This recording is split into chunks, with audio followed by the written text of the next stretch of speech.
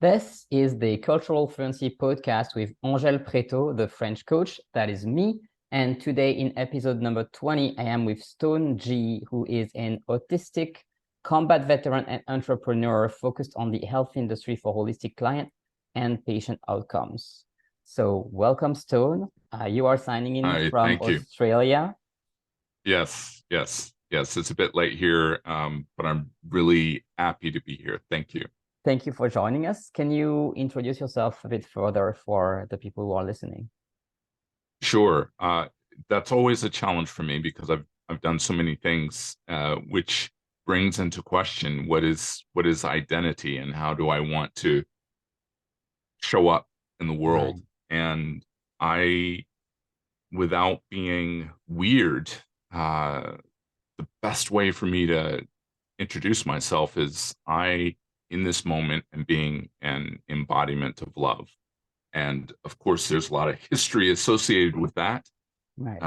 But that's my stand for right now. So thank you.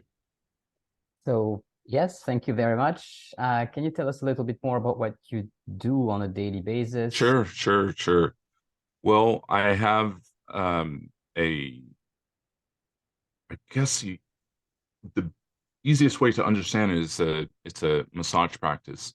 Mm-hmm. Um, but I integrate counseling, hypnotherapy, coaching, and all of those things are to support my clients to go into a trance.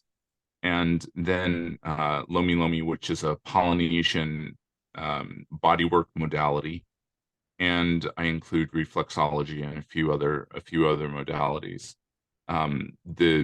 The basic premise of each of these things is to support the client to become more vulnerable and fully self-expressed. And I guess from a physiological perspective, to rewrite their um, peripheral nervous system, their mapping. So when the human body is able to come from peace, um, there are better health outcomes with that. Okay. Thank you for that definition. You have said so many things. I was writing like crazy. I was like, oh, I want to ask about this. I want to ask about that. Um, Yeah, so, okay. Can we start perhaps with what kind of clients do you work with? Who are the people that you sure, help? sure. I Well, primarily I work with women, and Mhm. that's because it's easier for them to understand the it's easier for them to understand the question that they may have about life. And I contrast that with men. Um, and these are, I promise, they're just generalizations. It's not for everyone. Mhm. Men will tend to look at an issue and say, okay, I need to fix it. It's very much like Western medicine. What is the Right. symptom? I'm going to deal with it. Whereas women will communicate in three dimensions, and they tend to go to the cause, and they might be self-reflective and look inward. And so this service is very much about emotions and one's internal story. And Western society doesn't historically make that available to men, or men Mhm. don't tend to embrace it. So So there are that's other who I to tend reach. to support. Yeah. Right. They're not my market. Yeah, women are more likely to be open to having such a conversation and being speculative. Right. Do they have any particular pathologies that you mostly deal with, or any particular situations that you help resolve? Well, it's not a pathology. It's more a question. Uh-huh.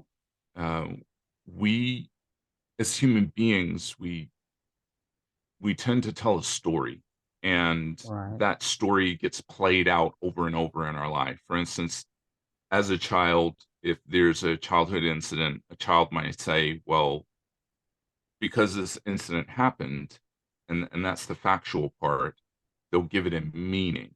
And then Mm-hmm. that meaning and the fact, they become collapsed, and then that becomes their story for the rest of their life. and a lot of people are not privy to. They don't understand what the story is that's running in life. For instance, if someone has a story where they say, I am unloved, if they go into a relationship, they're going to be trying to prove that this person doesn't love them, which is a recipe for disaster. Right. And what if you have two people that are telling this secret internal story? So these two people are not showing up, connecting with one another. They're interacting with a mask, and the stories are interacting, and neither one of them understands why they're not able to connect. So Lomi Lomi is I'm biased when I say this. It's an excellent tool for being able to uncover these stories and illuminate absolute truth. Can you tell us a bit more about Lomi Lomi? I'll confess that I did not know about it before I did the research for this episode. I have absolutely no idea.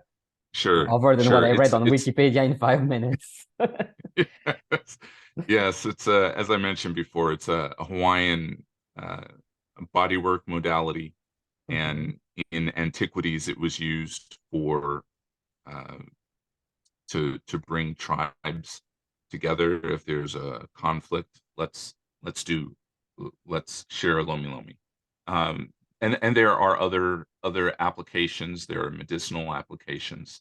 There are also applications in martial arts, so as a defensive practice. So it's a way of life, and the way of life, the philosophy is through aloha, which suggests that there is one consciousness, one organism from which we all come from, and we are all moving in. So as a way of making that more tangible, you and I are not separate, even though we may literally be people on may each say, side of oh the planet right now. yeah. But Yeah, but we are the same energy, the same blah blah blah blah. And so if I can get that um philosophically, intellectually, if I can feel that, then it means my interaction with you is not other. My interaction with you is self, and which means I'm compelled to nurture you, to love you, to support you, and to stand for you. right. So your practice really helps people support their relationship and also themselves, which is not Correct. really two different things. It's one and the same. Yes. Yes. So Yes. It's a that's place. It's a place to very, stand. very high level, right? I don't know how Yes. much. I mean, I know that the people who listen to this podcast already have some awareness of those topics, so it's probably not going to be too out there for them. But still, for some people, it will be extremely out there. I know that you've also written about relationships. You wrote an article that is called The Three Pillars of Effective, Exponentially Expanding Loving Relationships. Yes. That sounds Yes. much more grounded in the Western mind, which is like, wait, like how do I do this like concretely, like the three steps, the three pillars, right? Yes. So can you share Yes. perhaps a bit about that to like connect the wagon for the Western mind? Sure. Sure. Oh, yeah, that's so the three pillars are physicality, attraction, and then there's the spiritual body. What are our philosophies? What are our belief systems? How are we relating to one another? And then the third is cognitive. It's what are our choices in the way that we're communicating, and So an easy physicality. way. Wait, I'm trying to remember. Physicality. The last one is cognitive. The one in the middle was Spiritual. spiritual. Okay. Are we speaking Yes. here just about romantic relationships or about any relationships? Well, in the article, I wrote about uh, romantic relationships, and it can be mapped to, well, actually, it shouldn't be mapped to any relationship, but we can we can talk about that as we can create a map for that as well. Okay. The reason why this is significant is because whether we're talking about monogamous or polyamorous or any of the variations thereof, relationships are analogous or can be analogous to the harmony that nature has. Right.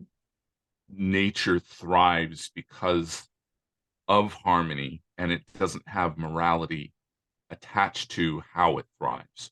Whereas human beings make up meanings, and sometimes these meanings are the opposite of what it's going to take for them to thrive. So in Right. the example of those three pillars, what's available for Western culture? Well, Western culture is not going to last forever. And if we look at the tenets of Western culture, it's not something that's appropriate for longevity. There's no, we don't have any evidence for that. So I can't, I can talk about these attributes as they are, but it's difficult for the Western mind to relate to them, because as human beings, we are not Western culture. We are not a Western mind. We are Right. human beings, and we're made from love energy. Yes. So what a human being can do is, if they were to take, and this is merely a suggestion, they can do whatever they want, but from Aloha, if they were to take love as a filter, and that's not saying that love is this way or that way, love is everything. If they take love as a filter, and eh, I'll give another way of rather than a filter, we can say the highest intention. So if I'm Right. having a conversation with someone and there's a disagreement, if there's an opportunity for me to pause and ask, what is our highest intention in this conversation? Not like trying to have a go at them, but asking, what do you really want out of this conversation? What is the highest thing that you want? Whatever that is, I'm there with you. I'm here to support you with that. From a romantic context, wow. Okay, so instead of intimacy being performative, it's connecting. And by performative, I'm talking about a lot of people, the way intimacy is talked about is talked about like, okay, I need to get you to do something. I need to get you to have this thing, because if I can get you to have this experience, then that validates me as a human being. We're not talking about that. That's not, that's the ego. From a cognitive perspective, the cognitive connection, they don't necessarily need to have the same values, but they want to have an agreement whereby, for instance, I might have an agreement with you that I'm really curious about what's interesting to you, and I'm going to be a stand for you to experience what you need to be fulfilled. That's cognitively. Spiritually, we may have practices, for instance, prayer, Right. which people will engage in an intimacy, physical intimacy, but they might not pray together. And I'm not suggesting who they pray to. It may be an affirmation that but it's so intimate. And so being able to develop this practice of being able to come together in all these different dimensions really solidifies a relationship. And again, it's analogous to nature. And if someone wants to thrive, why wouldn't they do it? People spend a lot of time. They'll research where they're going to go to university. They'll research what car they're going to buy, what house they're going to buy, how they can make more money. But how many people take time to focus on the effectiveness and the harmony of their relationship? And our relationships are what contribute to our longevity, not the Right. university we go to, not any of Yes. these other things. Yes, the So, relationships are infinitely more important than any of the things you have quoted for well-being and generally how mm, enjoyable your life is. So, that's yeah. right. That's right. Yeah. Um, So I trust that that addresses the question. I I, went I I off believe it tangent. does. I believe it does. It's interesting that you say so you're doing this kind of work mostly with women. I'm guessing some of these women at least are in relationship with men. How does that Yes. work if you have only one half of the couple that is aware of these kind of things? Well, it's interesting with some of the women that I work with, and I'd say over 50% of them are married. Mhm. Uh, I usually get a call from a partner who is thanking me for what's the coaching and the counseling that they're receiving from that their spouse is receiving, because they say, "Oh, I'm learning so much." So in that case, the And partner we're is frequently a man, right? yes, Okay. yes, usually. Yeah. Um, I haven't had an occasion to work with polyamorous um, relationships as of yet, Mhm. um, but I'm very open to all of these things. The what makes counseling effective is someone's ability to listen and unconditional positive regard for uh, the person that they're working with, really being present with them, accepting them for who they are, and validating it, validating their existence. So that, that's a very broad and very general um, offering, but it's essential.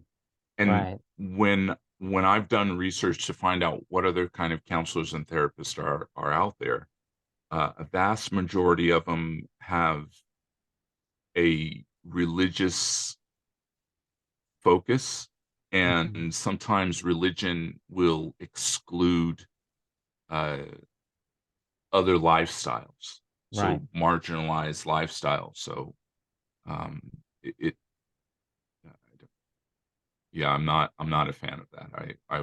Right. I think Yes, I that understand that counselors should be. your approach is bent on including, not excluding, right? Yes, exactly. Yes. And so you told me you're also going to school. You said to be a counselor, even though you're already a Yes, counselor. So you're studying yes, psychology right now. Um, yes. As of next year, I'll be studying psychology science and clinical exercise science. right. So that sounds like you'll be bringing a completely different approach into your life. Yeah, it's an attempt to add more rigor to my practice. Hmm. Um, so I've done a lot of study in multiple different areas. I have two certifications in hypnotherapy. I'm an NLP trainer, so on and so forth. And I'm interested in the scientific method when it comes to creating strategies for holistic outcomes. And that's a lot of jargon, but I'll break it down a little bit. Right. With autistic people. So I'm autistic, and I have probably six or seven other co-occurring conditions. If I and this is a I'll I'll, I'll share an actual scenario. So I was hospitalized because I have epilepsy, Hmm. and I was also on. Let's see, there was another medic. Oh, I was on a medication for depression, but the medication for depression conflicted with the the the epilepsy. And Right. so when I was in ER, because I had a seizure, um, they were saying, "Oh yeah, you need to take this other medication because it's on your chart." And I said, "Well, I can't take that anymore because it will complicate epilepsy." Right. And the doctor says, "Well, I don't care about your epilepsy because I am this kind of doctor, Right. and you need It's to." circling back to what you said at the beginning, which is, okay, what is the symptom? Let's address that, which is obviously a Yes, recipe for disaster. yes, yes, yes. And so I refused, and they made me sign a letter saying I'm refusing medical care and all this other stuff. But Right. I needed to do that because I knew what the outcome was going to be. Um, So you knew more than the doctor so in that situation, which unfortunately is terribly frequent in life, and particularly in the life of autistic people. And don't I know about that? yes, So anyway, what yes. happened And next? well, I decided that I didn't want that type of experience anymore. So I started creating something called an MDT, which is a multidisciplinary team. Right. And it's a team of various health practitioners that are usually organized by either a social worker or an occupational therapist. And Mhm. so by meeting with each one of these practitioners, they collaborate on best practices for my care. And so that's Right. a Western medicine strategy that's available, but it's not always accessible. Hmm. Here in It's the first Australia, time I'm it's hearing about that. yeah. So it's something that's available here in Australia. I think it can be available in the U.S. If someone has enough resources. Here in Mhm. Australia, we have something called the National Disability Insurance Scheme, which provides funding for people with lifelong disabilities. Mhm. So that's how it's been able to that's how I've organized it for myself, and it has been a huge learning experience. Um, but that's the kind of um, services that I've been providing for my clients for past decade is this Mhm. this more holistic perspective. So it's not about me delivering the service; it's me listening to some of the things that they have concerns about, and if I'm not the right person to support them, then I have a directory of practitioners that are potentially able to fill in the gap. Right. That sounds really helpful. So since you're already doing that, what is your intent with studying psychology further, or more from a Western lens? Well, it's to bring together. So there's traditional medicine, and I've studied acupuncture as well, and then there's Western medicine, Right. and um, having having evidence based uh, science is it's quite useful. If someone breaks their leg, that's an acute situation where they really need to get that addressed. There are a lot of other conditions that could be psychosocial, Hmm. and which is to say that sometimes if someone has a particular belief system about themselves that is not in alignment with nature, which is not harmonious with love, with nature, it can cause problems in the body, and that can impact the way the nervous system grows. Right. So, and which is all very well documented. This is evidence based. Hmm. These are evidence based situations that I'm referring to. So I'm very interested in that because the way we think, and so there's two things. There's emotions. Emotions are things that we experience in our body, which is distinct with feelings. Feelings is the meaning that we give to the emotions that we feel in our body. Okay. Now, the thoughts that we have, which is associated with the feelings, because the feelings are a meaning of the emotion that we're experiencing in our body, these are choices. And the Mhm. more we focus on a particular choice, the more our brain, the more our senses are looking for evidence of that story that we're telling. Right. So if I'm telling a story that my environment is not safe, and so I'm not going to go outside, I'm going to look for evidence of that. Or if I say, uh, I don't know, I can make up any number of things. Mhm. Uh, there are even psychosocial examples of epilepsy. So people who have People who anxiety, somehow manage to give themselves epilepsy. but they can produce symptoms of epilepsy where their brain shuts down Okay. because they're experiencing anxiety. They have a panic attack, depression, so on and so forth. Uh, it's really quite remarkable, the research that's been done in this area. Mhm. Okay. I want to circle back to something you said earlier because we haven't explored that branch. You said at the beginning that vulnerability was very important in your practice. And that's a topic Mm. I would like you to speak on because it's become fashionable in recent years in certain parts of the West. There's Brené Brown who's spoken about it quite extensively. And at some point, it became a really fashionable topic. I don't think it is as fashionable now as it was. The fad Mm. died out because people don't really get it. Um, but can you tell us a little bit how vulnerability, what role it plays in your approach? Well, think about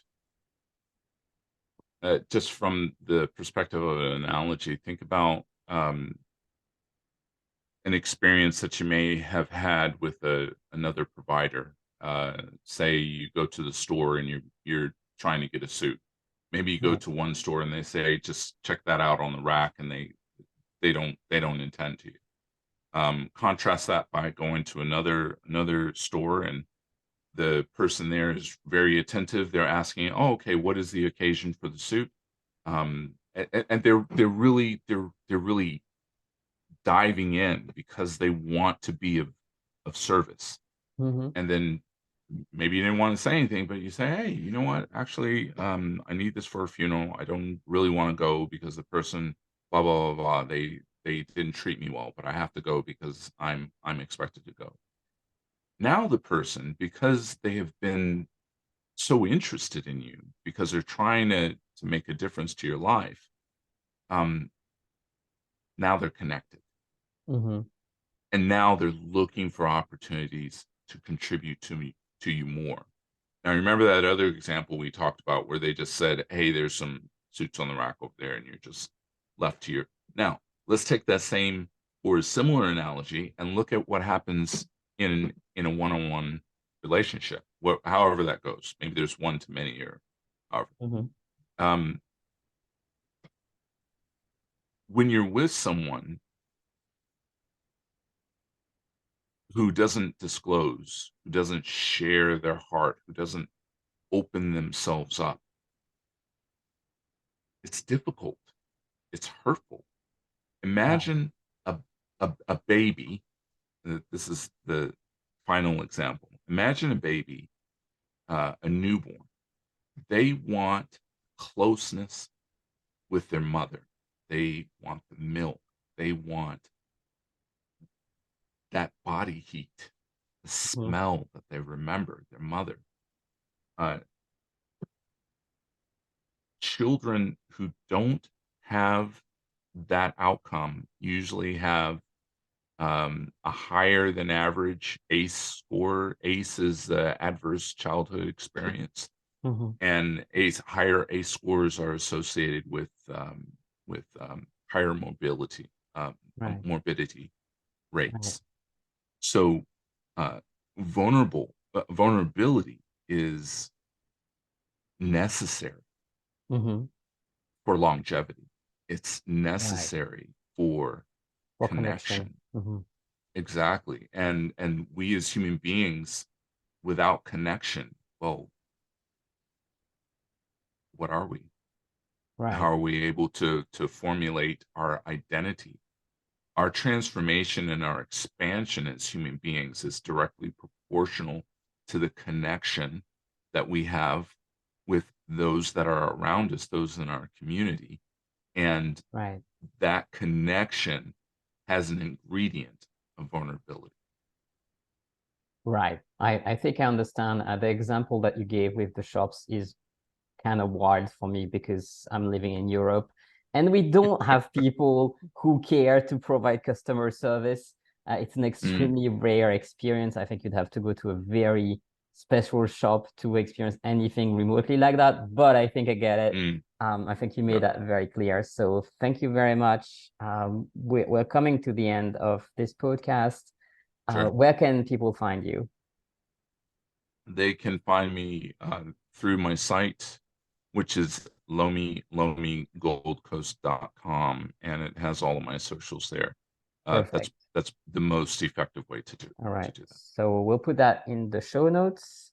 And any last words that you would like to leave our audience with? We will, of course, continue this conversation or have a second Sure, conversation on your podcast. But for sure. now, what would you like to leave our Well, yeah, listeners with? what I'd like to impart with people, whether they're interacting or engaging with autistic people or not, start to consider acceptance and inclusion. And if those words are too big because there's too many syllables, start to consider love. What is the most loving thought and stand that I can take for interacting with this person that's in front of me right now, who is not actually other? This person is me. Right. Right. What is the most loving thought that I can stand? Perfect. That is an amazing way of concluding this episode. So thank you, Stone, so much for joining me today. And thank you Yes. for listening to this episode until the end. Please leave a review or a comment, as this will help others find the podcast and help us get more amazing guests like Stone. And see you next time. All right.